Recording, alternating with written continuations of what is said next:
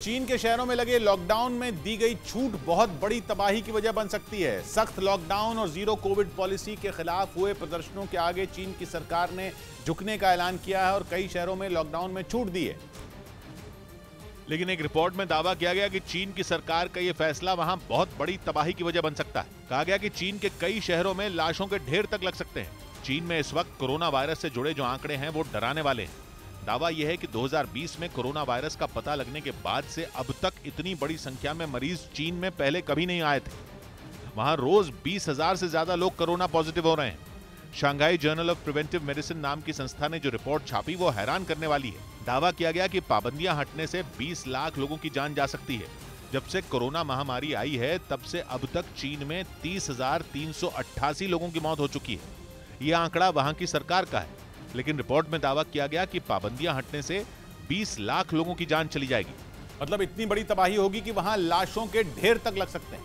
लेकिन दावा यह है कि इसकी वजह वहां फैला संक्रमण ही नहीं है, बल्कि चीन के राष्ट्रपति शी जिनपिंग की जिद है। और वो जिद ये है कि वो किसी भी कीमत पर किसी दूसरे देश से वैक्सीन नहीं लेंगे।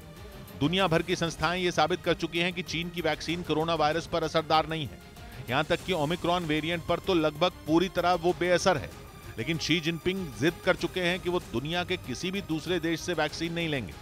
उनका यही फैसला अब चीन के लोगों की जान पर आफत बना हुआ है। चीन की सरकार के आंकड़ों के मुताबिक चीन में बुजुर्गों की केवल 2/3 आबादी को ही कोरोना वायरस से बचाने वाला टीका लगा है। उस पर भी दावा यह है कि चीन में बनी वैक्सीन लोगों को बीमारी से बचा नहीं पा रही। इसीलिए चीन अब अपने ही जाल में फंस गया है। पहले तो केवल शी जिनपिंग की कुर्सी पर खतरा माना जा रहा था, लेकिन अब तो चीन के लोगों की जान पर संकट बन गया है।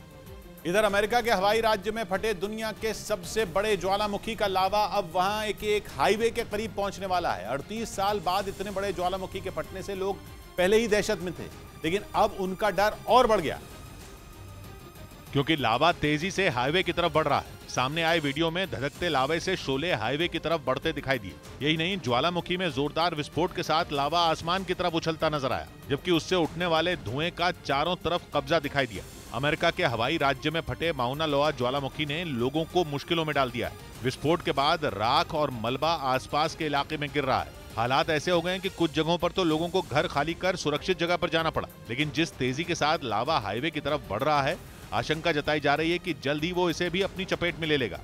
इस बीच पाकिस्तान के पूर्व प्रधानमंत्री इमरान खान ने पूर्व सेना प्रमुख जनरल बाजवा पर फिर निशाना साधा। एक इंटरव्यू में इमरान खान ने तो यहां तक कह दिया कि जनरल बाजवा का कार्यकाल बढ़वाना उनकी सबसे बड़ी गलती थी। और इसके साथ ही इमरान खान ने यह माना कि जनरल बाजवा पर भरोसा करना ही उनकी सबसे बड़ी कमजोरी साबित हुई। जनरल बाजवा पिछले महीने ही रिटायर हुए हैं, जिसके बाद से ही इमरान खान पूर्व आर्मी चीफ पर हमलावर हैं।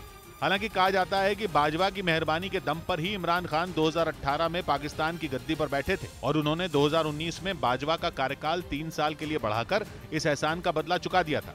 लेकिन फिर बाजवा की हसरतों और आर्मी की दखलंदाजी की वजह से इमरान बाजवा से दूर होते चले गए और आखिरकार नतीजा ये हुआ कि इमरान खान को सत्ता गंवानी पड़ी थी। इमरान खान ने आरोप लगाया कि कार्यकाल बढ़ते ही बाजवा उनके विरोधी दलों के साथ मिलकर पाकिस्तान डेमोक्रेटिक मूवमेंट का हिस्सा बन गए थे। पाकिस्तान के पूर्व प्रधानमंत्री ने दो टूक कहा कि उन्होंने किसी शख्स को बाजवा की तरह साजिश करते नहीं देखा।